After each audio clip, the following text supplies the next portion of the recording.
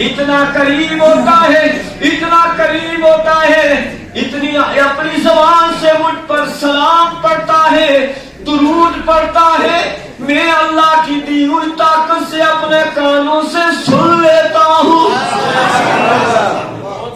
اور سنتا ہی نہیں۔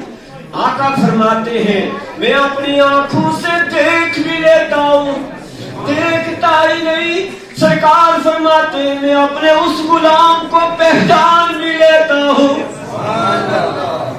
اب صحابہ کو پیار آ گیا، صحابہ کو نبی کے اس غلام پر رشک آ گیا۔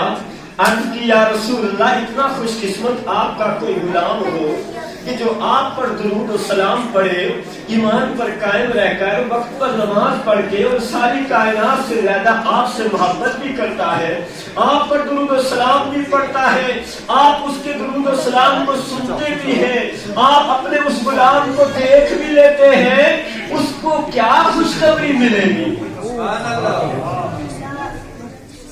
قربان جاؤ آقا کے فرمان سے۔ فرمایا سب سے بڑی خوشخبری اس کے لیے یہ ہے، دنیا سے جاتے وقت جانا ہے نا سب نے، ہے کوئی ایسا جو نہ جائے؟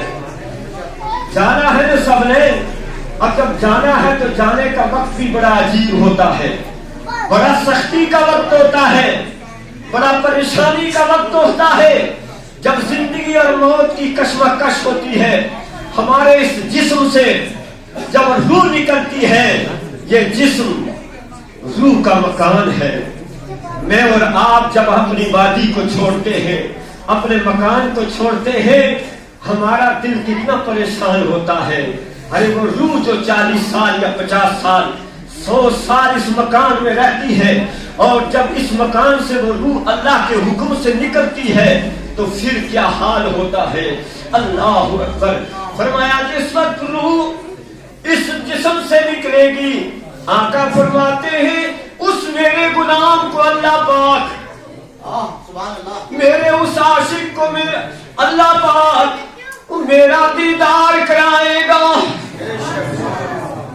فرمایا میرا دیدار کر کے دنیا سے جائے گا۔ یہ تو دنیا سے جاتے وقت کی خوشخبری ہے۔ پھر فرمایا وہ اندھیری کوٹڑی قبر جس میں میں نے اور آپ نے سب نے جانا ہے، اور اس میں کب تک رہنا ہے؟ قیامت تک رہنا ہے۔ کیا حال ہے اس کوٹڑی کا، کیا حال ہے اس قبر کا؟ جب بھی حضور کے سامنے قبر کا ذکر آتا تو میرے آقا اتنا روتے کہ آپ کے ریش مبارک، آپ کا چہرہ مبارک آنسو سے تر ہو جایا کرتا تھا۔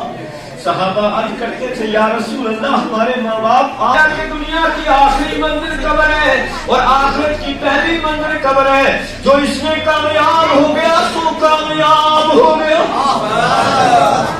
آقا فرماتے ہیں میرے اس غلام کو جس نے ساری زندگی ایمان پر پھیلا دیا، ساری زندگی وقت پر نماز پڑھ کے مرا، ساری کائنات سے زیادہ مجھ سے پیار کر کے گیا اور مجھ پر درود و سلام پڑھتا رہا۔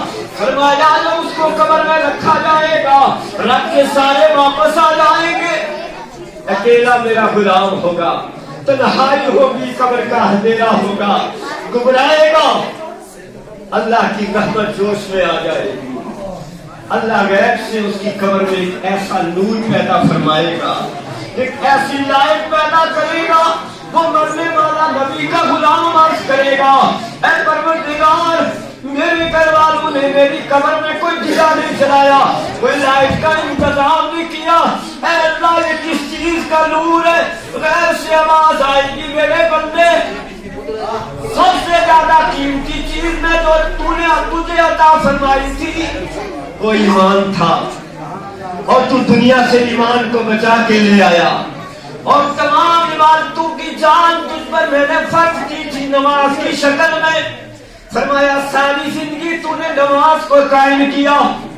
فرمایا ساری کائنات سے زیادہ میں نے محبت محبوب کو تیرے دل میں رکھا تھا، اور اس محبت پہ تو قائم رہا، اور پھر میرے محبوب کی بارگاہ میں درود و سلام جو پڑھتا رہا، آج اس درود و سلام کی برکت کی وجہ سے تیرے رب نے تیری قبر میں یہ نور پیدا کیا ہے۔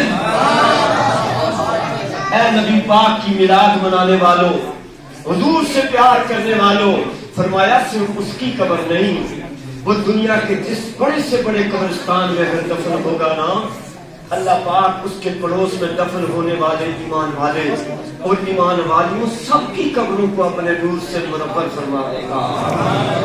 صلو علی الحبیب، ذرا پڑھو پیار کے ساتھ صلی اللہ علیہ رسول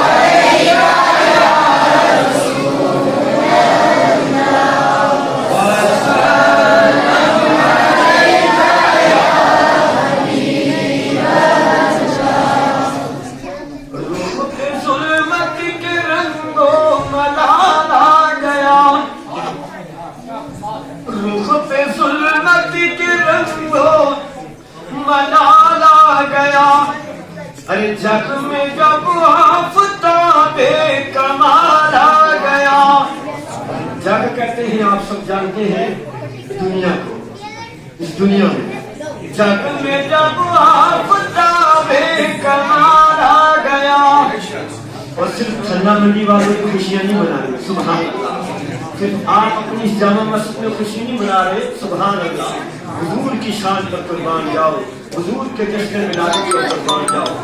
سارے عالم میں خوشیاں منائی گئی، اللہ پاک کے 18,000 سے بھی زیادہ عالم، ہر عالم میں سارے عالم میں خوشیاں منائی گئی، کیوں کہ مصطفیٰ نائب ذوالجلال آ گیا، مصطفیٰ نائب ذوالجلال آ گیا، ارے جن کا سایہ نہیں وہ لوگ غور کریں جو مصطفیٰ کو اپنے جیسا کہتے ہیں۔